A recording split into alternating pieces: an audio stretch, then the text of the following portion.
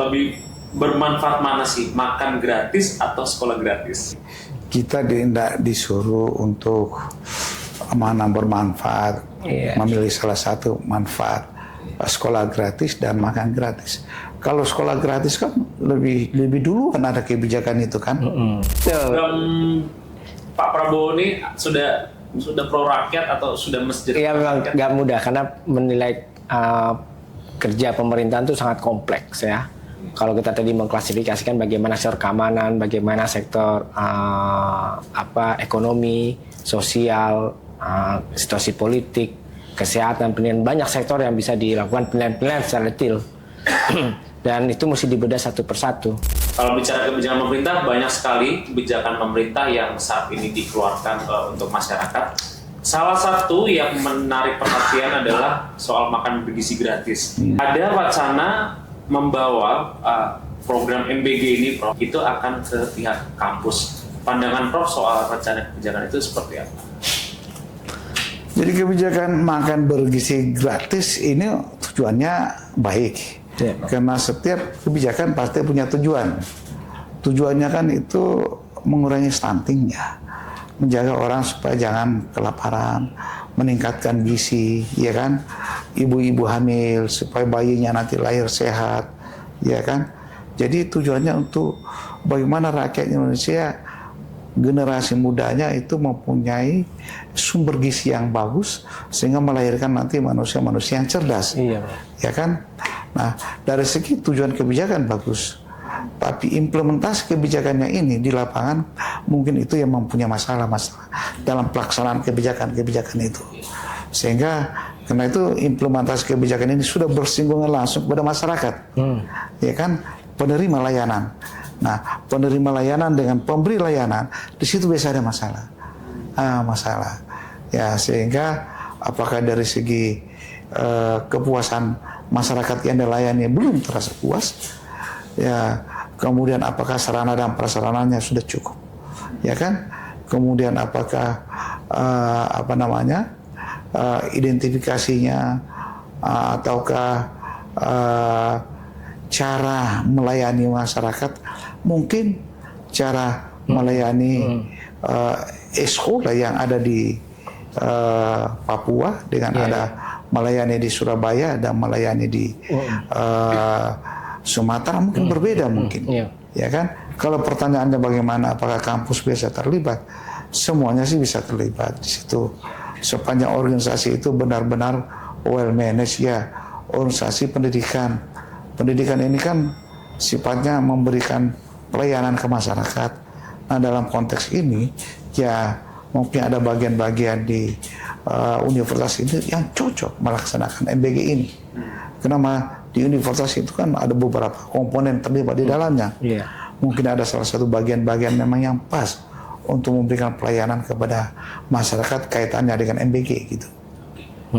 Nah, ke Mas Riko, apakah kampus perlu juga nih universitasnya yang melayani? Iya. Apakah tepat nggak, Mas? Ya, tadi seperti yang sampaikan Prof, sebetulnya memang esensinya kan ada partisipatori ya, keterlibatan ya. Dan kemudian kita coba menelisik kemampuan ya, karena kan juga kalau misalnya dia tidak mampu tentu juga bukan suatu hal yang tepat. Dengan kata lain bahwa desain bagaimana pengelolaan MBG atau yang dilakukan oleh SPPBG itu juga punya standar. Nah, jangan pula kemudian dilakukan oleh kampus namun tidak profesional, kan jadi merusak dua hal. Pertama merusak SPBG-nya dan yang kedua merusak citra kampusnya. Jadi prinsipnya adalah bagaimana tata kelolanya tadi seperti kata Prof, well managed ya, agar kemudian benar-benar mencapai apa dari tujuan kebijakan tersebut. Nah, kembali ke Prof Nur. Kira-kira ada nggak sih Prof yang lebih penting dari itu buat kampus? Misalnya bantuan dari pemerintah untuk riset alat teknologi yang lebih canggih lagi di depan. Jadi kita sih ini kampus itu pelayan masyarakat, juga di bidang bantuan-bantuan untuk pengembangan penelitian di kampus itu sangat diperlukan. Ada bantuan dana dari pemerintah untuk mengembangkan penelitian-penelitiannya sangat diperlukan. Ya, nah kalau dianggap manajemen MBG ini bagi pemerintah yang pelaksana atau pembuat kebijakan menganggap bahwa universitas bisa terlibat di dalamnya membantunya, ya tentu nggak ada salahnya kampus juga ikut. Mungkin ada bagian dalam kampus itu yang cocok memang dengan yang karena kami ada beberapa biro, ada beberapa fakultas, ada mungkin bagian-bagian yang cocok, ada cocok dengan pelayanan MBG ini. Jadi sekali lagi kampusnya yang melayani MBG. Karena ini makan bergizi gratis, iya, bro. diperuntukkan untuk SD, SMP, SMA gitu ya, bro. Bukan ke mahasiswa. Iya. Itu kan ya, dan ibu-ibu hamil. Iya, betul. Bahkan TK juga. Iya. Ya, diberikan semuanya itu. Jadi organisasi kampus lah yang ikut bagiannya dalam mengelola manajemennya itu. Sehingga kalau dia merasa perlu, saya rasa nggak ada salahnya. Tapi kita lebih harus profesional. Betul. Jangan sampai justru menimbulkan masalah kaitannya dengan pelayanan. Nah, ukuran keberhasilan dalam pelayanan itu lihat aja dari kepuasan yang dilayani. Iya. Ya, kalau ada masyarakat yang merasa kurang puas dalam pelayanan MBG, berarti perlu diperbaiki lagi kebijakannya itu. Iya. Kebijakan dalam hal implementasinya. Mungkin hal-hal yang perlu dievaluasi, apanya yang perlu diperbaiki. Betul, Pak. Ya, sehingga sekali lagi ukurannya bahwa apabila masyarakat puas atau tidak, lihat seberapa banyak orang yang komplain. Iya. Dari pelaksanaan MBG. Semakin banyak orang komplain, berarti orang semakin tidak puas, ya kan? Jadi itu evaluasinya. Kalau nggak ada lagi yang komplain, ya betul sudah puas mereka. Ya. Masih ke Prof nih.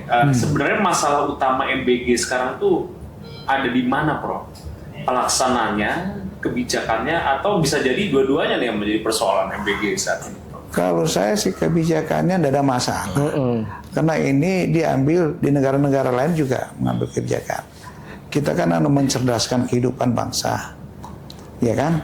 Jadi kita harus sadar bahwa di luar sana masih banyak orang yang makan tidak bergizi gitu. Jangankan tidak bergizi, mungkin ada juga yang kurang makan mas itu ya. Di daerah terpencil orang miskin, jadi itu kita betul-betul masuk ke sana. Nah, yang jadi masalah implementasi kebijakannya itu. Implementasi kebijakannya ini kadang tidak sesuai dengan standar. Ya, tidak standar, ada yang biasa kita lihat di TV, ada yang merasa keracunan lah, ada yang merasa kurang satu dengan yang lain tidak cocok dengan kebutuhan gizi misalnya. Jadi hal-hal seperti ini yang kita harus perhatikan bagaimana proses pelayanannya, implementasi kebijakan itu. Apakah salah dalam hal identifikasinya, formulasinya atau legitimasinya. Legitimasi ini adalah dukungan dari masyarakat. Nah, apakah kebijakan MBG ini dapat dukungan banyak dari masyarakat? Iya kan? Karena ini mempengaruhi pemerintah dalam membuat. Karena kalau dukungan banyak, otomatis masyarakat inginkan. Iya. Iya kan?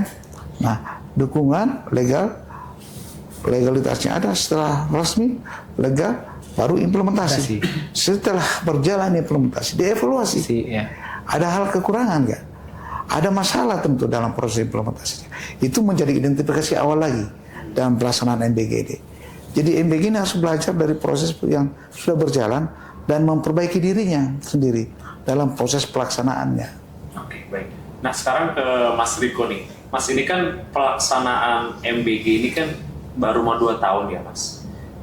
Tapi memang selama 2 tahun ini memang ya tidak sempurna ya. Banyak juga nih sejumlah kekurangan seperti ada yang keracunan, terus juga ya banyaklah kontroversi segala macam seperti soal anggaran dan segala macam. Tapi kepala BGN ini sudah dapat bintang penghargaan nih, Mas Riko, dari Presiden kemarin ya, penghargaan bintang jasa dari Presiden Prabowo. Emangnya udah maksimal Mas kita sampai dapat bintang jasa itu? Yang pertama kita mesti pegang dulu ya. Emang di dalam konstitusi kita juga ngatur bahwa Presiden berhak menentukan pemberian tanda jasa. Artinya itu adalah ruang prerogatifnya Presiden. Nah, apa yang menjadi dasarnya tentu Presiden lebih paham kenapa itu mendapatkan. Kita nggak masuk ke arah sana.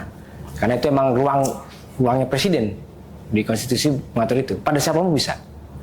Mungkin hari ini siapapun di antara kita, Prof pun bisa, ya. Nah, siapapun bisa, karena itu presiden yang punya kewenangan untuk memberikan bintang jasa.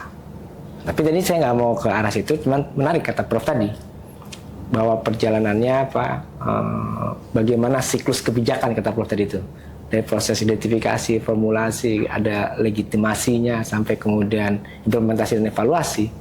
Nah, yang mau saya bawa dari pendapat Prof tadi adalah saya ingin ada satu tulisan kecil dari Jack Sullivan, itu mantan jaksa agungnya Amerika.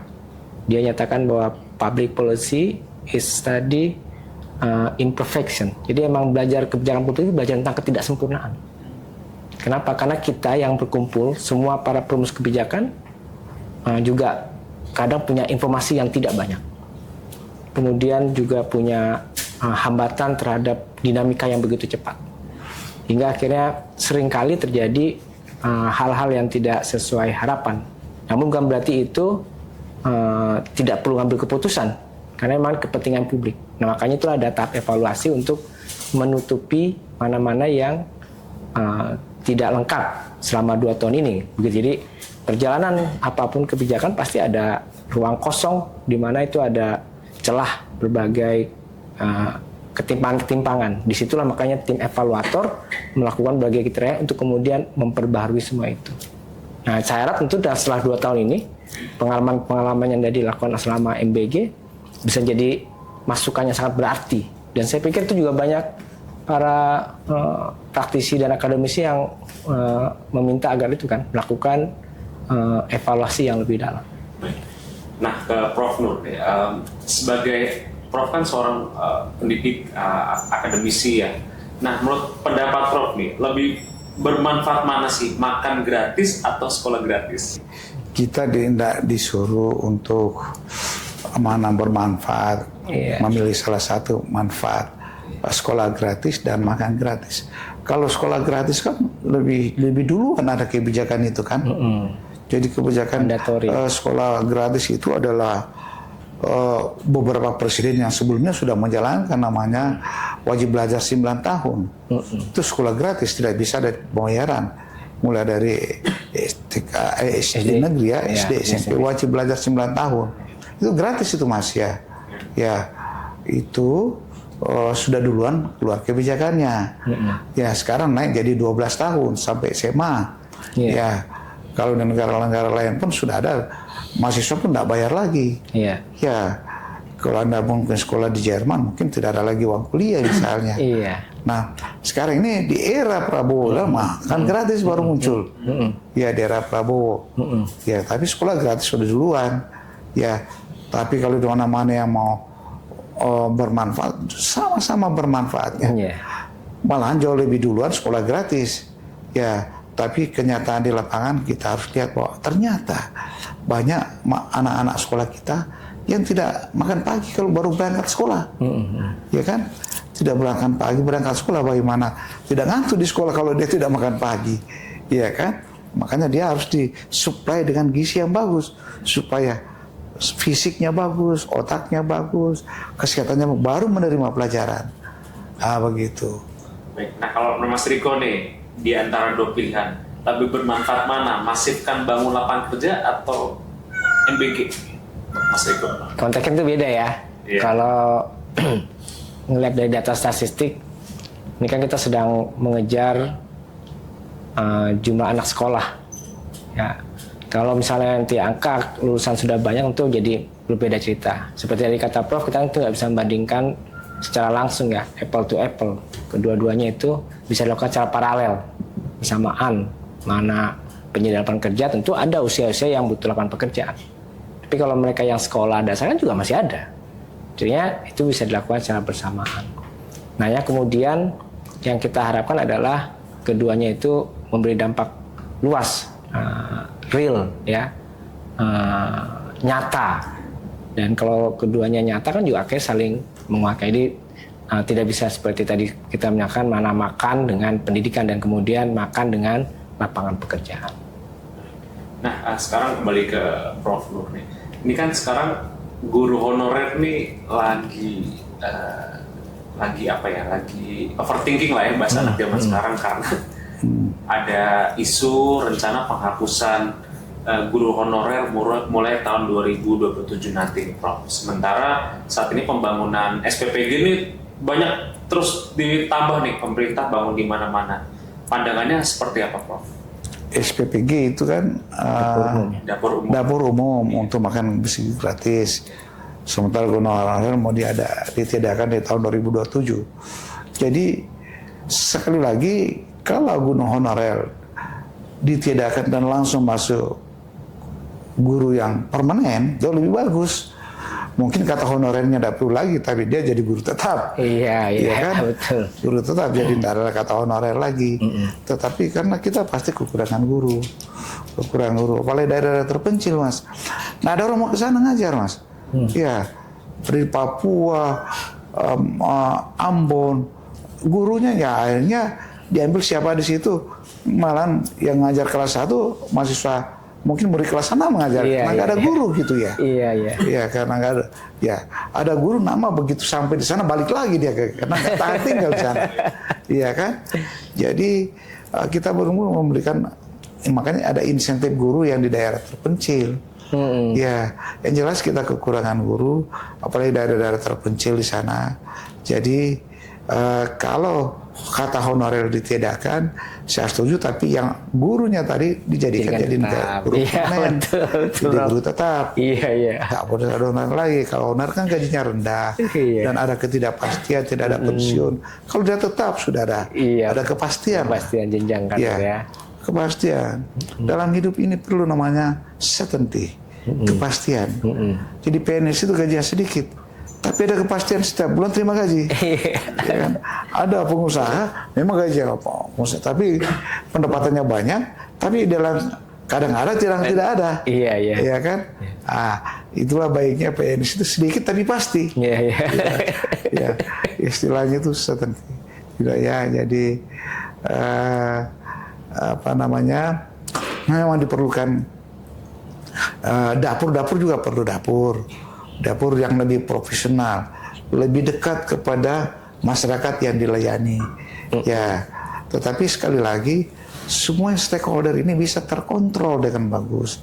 Dapur baru itu bisa terkontrol dengan bagus, dimanage dengan bagus, sehingga kita lihat ada nggak SPPG yang tidak profesional, ada nggak yang kerjanya tidak baik dalam segi pelayanan, tidak sesuai dengan standar.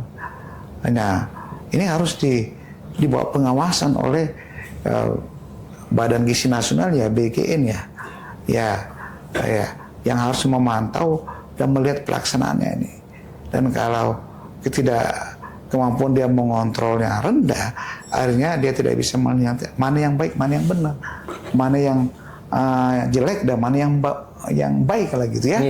Nah, ini ya kan harus jelas bahwa ini sudah menjalankan SPPG secara benar dan baik, dan ini menjalankan yang kurang baik lah atau tidak benar gitu ya.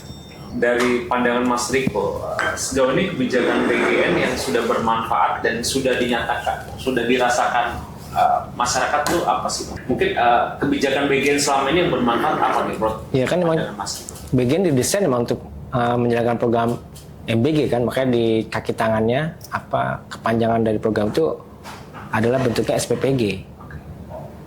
Nah, yang kita lihat ada, karena ini kan jumlahnya sudah makin banyak ya. Tentu statistik yang bisa menjawab mana yang sudah berjalan, kan nggak semua juga melakukan kesalahan. Tapi ada juga banyak yang mereka sudah memberikan pelayanan baik. Saya nggak punya data statistik tentang hal itu.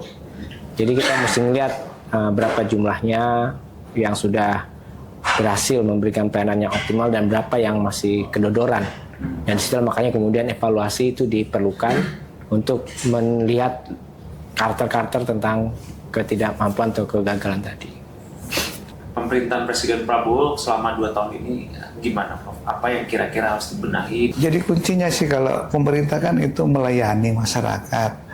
Kalau mau lihat bagaimana sih pemerintahan Prabowo sekarang ini, ya tanya sama rakyat yang dilayani. Ya, rakyat yang dilayani ini ya kan apa merasa puas akan keberadaan pemerintah. Ya, dari segi ekonominya, dari segi hukumnya, dari segi pendidikannya, dari segi kesehatannya, semua kan tugas-tugas pemerintah yang paling masyarakat inginkan. Jadi pemerintah ini memang dia harus berpikir bagaimana membuat sesuatu apa yang masyarakat inginkan, dan bagaimana yang sesuatu itu tadi itu dijalankan dengan sukses, dengan baik.